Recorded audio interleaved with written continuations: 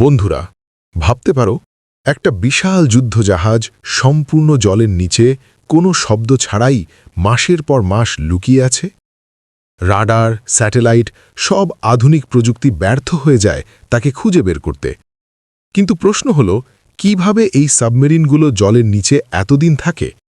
Oxygen ছাড়া engine চলে কিভাবে? আর ভিতরের মানুষগুলো বেঁচে থাকে কিভাবে? আজ আমরা এই রহস্যটাই সহজভাবে বুঝে নেব। প্রথমেই আসি, সাবমেরিন জলের নিচে যায় আর উপরে উঠে আসে কিভাবে। এর পেছনে কাজ করে একটি সাধারণ ফিজিক্স, বয়ান্সি ফোর্স। সহজভাবে বললে, কোনো বস্তু পানিতে ডুবলে পানি তাকে উপরের দিকে ঠেলে দেয়।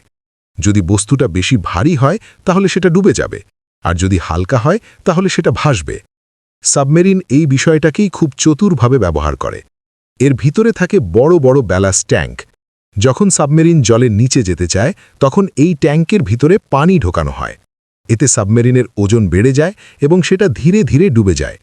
আবার যখন উপরে উঠতে হয় তখন ট্যাঙ্কের ভিতরে বাতাস ঢুকিয়ে সেই পানি বের করে দেওয়া হয়।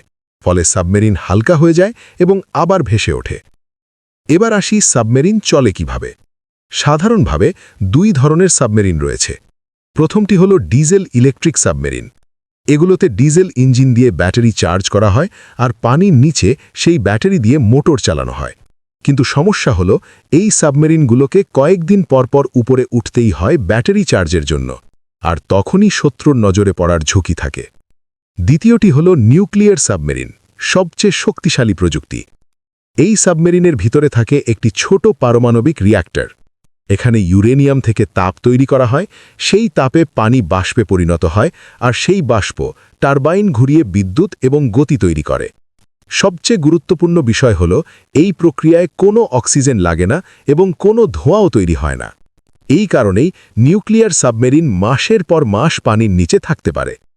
এখন প্রশ্ন, ভিতরের মানুষগুলো বেঁচে থাকে কিভাবে? সাবমেরিনের ভিতরে অক্সিজেন তৈরি করার বিশেষ ব্যবস্থা থাকে। পানিকে ভেঙে অক্সিজেন তৈরি করা হয় এবং কার্বন ডাই অক্সাইড আলাদা করে ফিল্টার করা হয়। এছাড়া সমুদ্রের পানিকে বিশুদ্ধ করে পানীয় জলও তৈরি করা হয়। মানে পুরো সাবমেরিনটাই একটা ছোট শহরের মতো জলের নিচে চলতে থাকে। তবে একটা সীমাবদ্ধতা আছে, মানুষের মন। অনেক দিন সূর্যের আলো না দেখে বাইরের পৃথিবী থেকে বিচ্ছিন্ন থাকলে মানসিক চাপ তৈরি হয়। এই কারণেই সাবমেরিনগুলো মাঝে মাঝে উপরে উঠে আসে। তো বন্ধুরা, এখন নিশ্চয়ই বুঝতে পারছ, সাবমেরিন শুধু একটি জাহাজ নয়, এটি প্রযুক্তির এক অসাধারণ উদাহরণ।